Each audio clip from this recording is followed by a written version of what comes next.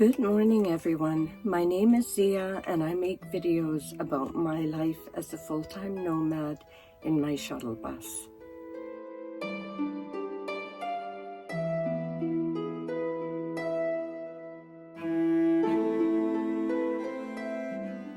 I had planned on a Q&A today, and I will be doing that. But I'd like to do a little update first on the video I posted this past Wednesday. It was a video that I filmed during full tilt COVID attack. I was fevered and chilled, and I want to apologize for that video. Not apologizing for the content or for sharing with you the experience, because as I've said before, I think it's honest. I think it's important to keep nomad life honest. Wonderful things happen. Wonderful people are met. Wonderful things and places are seen and done. But there are sometimes some ugly things that happen too. And it's rare.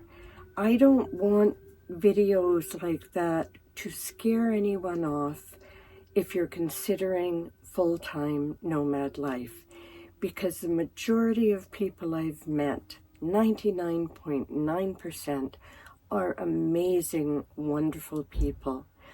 And I think that in some ways you're maybe, and in some places, maybe even safer living a nomad life than living in a sticks and bricks house in the city. So please don't let these videos scare you off or have you change your mind about being out there. Well, as you can hear, I'm still not 100% yet. I usually respond to every single comment that I get on any of my videos, and I apologize that I haven't done that. I will try to get back to some of you who've sent me your good wishes, and also for my family who are sick with COVID on getting well soon. You know, every time I post a video that is a little bit negative, I do get at least one person pushing back or not being supportive or encouraging. So I just want to say to @Wimpy Workouts, you posted, what was the purpose of posting this video? It seems unnecessary. And I post it because an awful lot of my family and friends, far and wide, like to know what's going on in my life. And even those subscribers and non-subscribers who watch me on a regular basis like to know what's happening. They want this channel to be real. I understand why you only want to see positive things, and I do apologize for the fact that I made the video during a fevered time, because if I had waited, perhaps it would have come out a little bit more. I don't know. I don't know how it could have been any different, really, but anyway. I thank everybody for your comments, but I just wanted to address that one in particular. One thing that I hadn't noticed when I posted that video, that there wasn't just one hole in the windshield, there were two. I told you that I had heard 3 loud cracks, and I did, and one of my subscribers, whose husband is a retired police officer or law enforcement officer of some sort, said that they felt that that might have been either a BB gun or small caliber rifle. It didn't look like a rock or a hammer or anything like that. So I have filed a police report. And because I was parked next to a property that does have surveillance cameras, the police are going to check into that and see if anything comes up. They said they may contact me again. I moved on from my sister's. I was able to come back to a friend's driveway where I've been able to stay and rest in bed and recover. I'm not 100% yet, but I'm definitely getting better every day. So again, thank you for all your well wishes. I have been offered a dash cam, and in lieu of what's just happened, I think that's probably a really good idea. And so I will be looking into that as well. I am going to put in an insurance claim as well.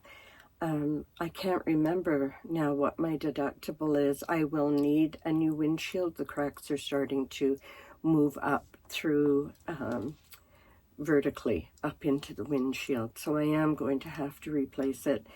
I think it's probably going to cost me, I don't know, $300, $500, I'm not sure. Certainly not an expense I was expecting or need at this point in time, but it is what it is. I am going to be house sitting for my sister, who will be leaving in a few days' time to go to Europe for a couple of months.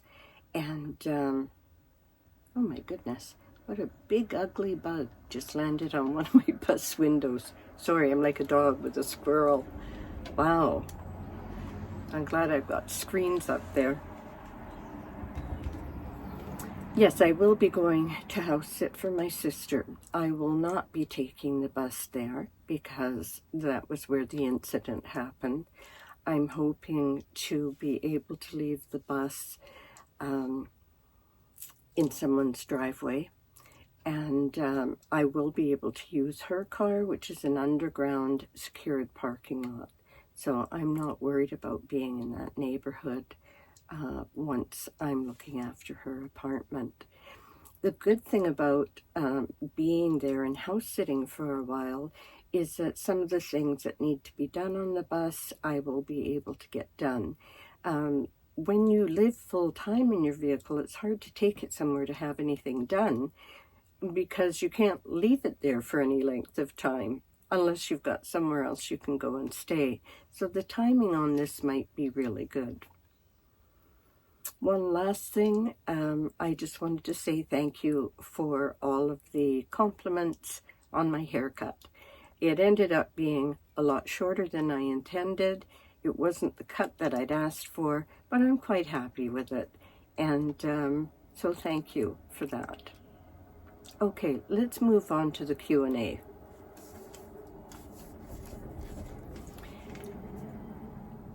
These are random questions that have been asked over the last few months, so they're about all different sorts of things. Betty asked me, she said, you haven't addressed the vehicle size or that aspect of van life and driving large vehicles in cities and on freeways. She said, I don't seem to be daunted by it. There are times when I'm daunted. I'm still not 100% used to driving Emma 2. But I think part of the ease of it for me is that I started out with my tiny little Transit Connect XLT, and then I moved on to Luna, my 1994 Class B camper van, which felt huge to me when I first got into it. It was 19 feet long. And then I quickly got used to that. And now I'm in a 25-foot shuttle bus, which is wider also and taller than my camper van was. But again, it's been a gradual process. Now, one of the things that would make driving this vehicle a lot easier for me would be to have a backup camera installed. I don't have that, and that does concern me sometimes. It does get harder. Excuse me. Sorry, still getting hack attacks.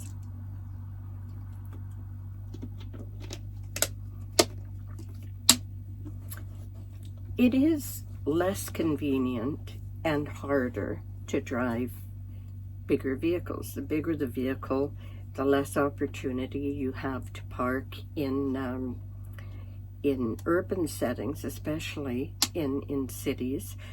For me, for example, if I want to go grocery shopping, I usually go first thing in the morning or later at night when the parking lots aren't as full and I can take up a few spots.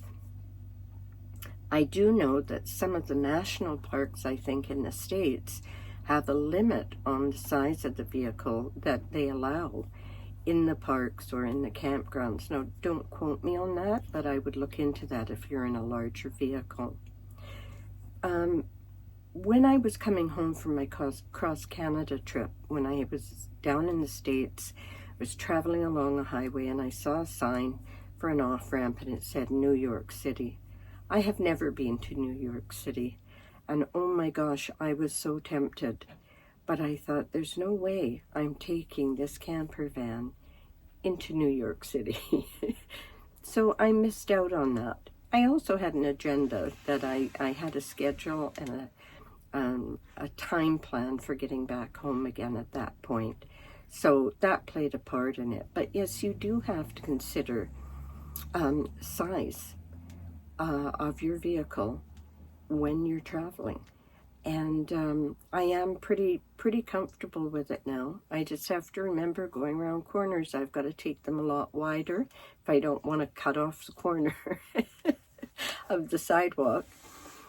But you get used to it pretty quickly. You'd be amazed at how well you can adapt. So thank you for that question, Betty. And I hope you don't let that deter you from going into something that you feel would be a comfortable size for you to be in. Bridget asked me, did you lose your husband or are you divorced? And she also said you must get lonely at times. I don't know if I've mentioned it in the past, and I don't like to go into too many details about those aspects of my life, but I have been married twice, and my second husband passed away in 2020. We had been separated since 2006, and but we were still married. He ended up in a long-term care facility for the last 7 years of his life, and I had his power of attorney, and I still took care of his taxes and anything he needed in the way of clothing. I did go and visit him on a fairly regular basis, but that's the situation there. We'd been separated for many years, but we were still married. And I don't tend to get lonely. I'm comfortable in my own company, and I am an introvert, so I do need my quiet time, my alone time. Otherwise, I find I can become very drained and I need time to charge my batteries up again. But something that I quickly realized was how much of a companion my little Charlie was for me.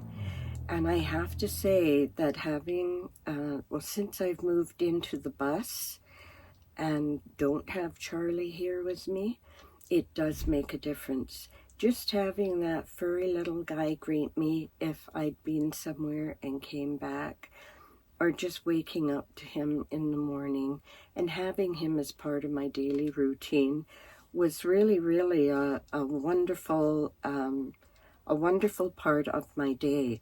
I do miss my Charlie, and I realize that he made a big difference in my life. People have asked me, this is another question that I'm just thinking of now, will I get another dog? I thought about another dog. I've even thought about a cat, but I don't think I want a litter box in here. It's too soon for me right now. And also financially, if anything happened to any pet that I had right now, I want to make sure that I would be able to do anything that I needed to do to take care of that animal really well And right now I'm not in a position to do it. I have to say it has been easier to travel without an animal, and that's, you know, that will be different once I have a way of keeping this vehicle cool on a hot day and warm on colder days. So I would say generally, no, I don't get lonely. I like a lot of time to myself, although I love being with people too.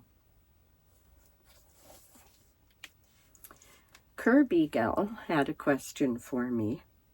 She said, do you have a video on why you decided to design the inside decor the way you did?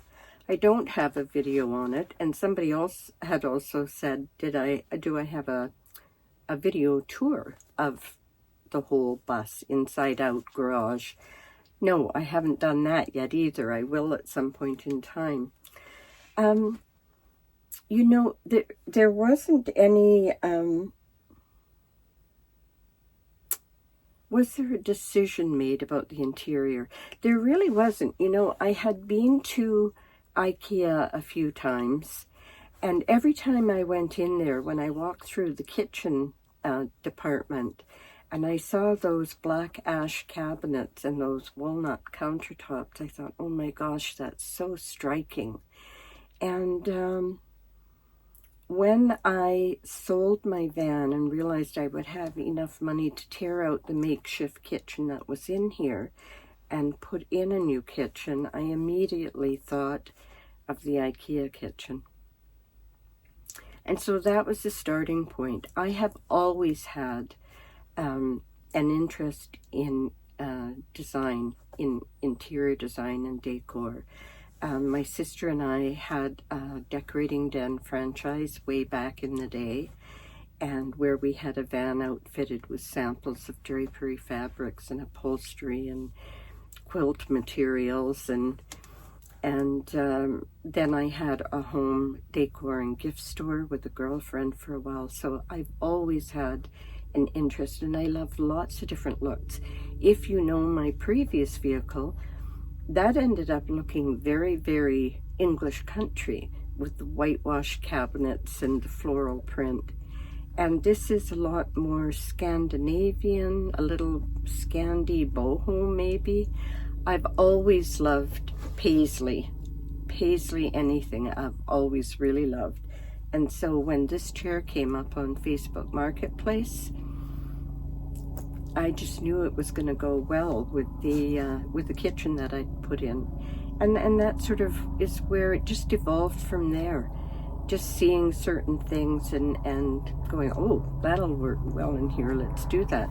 The bedding that I have, these sheets are paisley, and I've actually had them for years. I haven't always used them, but I got them at a thrift store. They were brand new, had never been used, and I found them at a thrift store. So the sort of paisley theme came in, and yeah, no rhyme or reason, just things that catch my eye and that I think have a little bit of wow factor to them.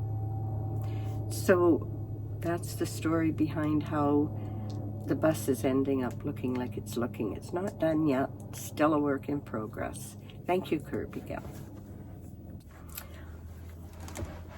I've also been asked, and I know I've mentioned it in a few videos, but I seem to keep getting this question, is why I call myself Zia. Now, I know a lot of you know because I often post my website in the not in the comments, in the description. My website is ireneharlow.com. But Zia is my family nickname. I have a nephew who's half Italian, and Zia is Italian for aunt or auntie. But it also is a name. And he started calling me that when he was really small, and then some of my family started calling me that, and some of my family friends started calling me that. And initially when I started the YouTube channel, I didn't want to put my name out there. I was a little bit reluctant, a little bit concerned about if that was giving away too much information about myself. I'm not concerned about that anymore. So that was part of the reason, was not wanting to use my own name. But I have to admit that I didn't ever really care for my name as a kid. And I just kind of felt that Zia fit the lifestyle a lot better. You know, Zia the Nomad rather than Irene the Nomad. So that's where that came from. A few other people have asked me about the harp. So I do have with me, let me just turn the camera for a minute. You can, whoops, oh, we're not turning.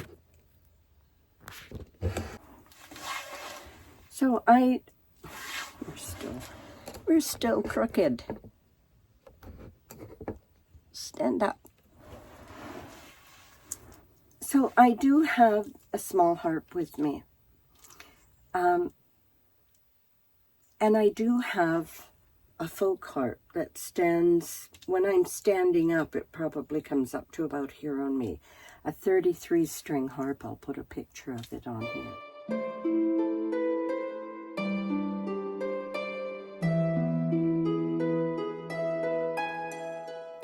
And I had always wanted to play the harp, but I never expressed that to anyone.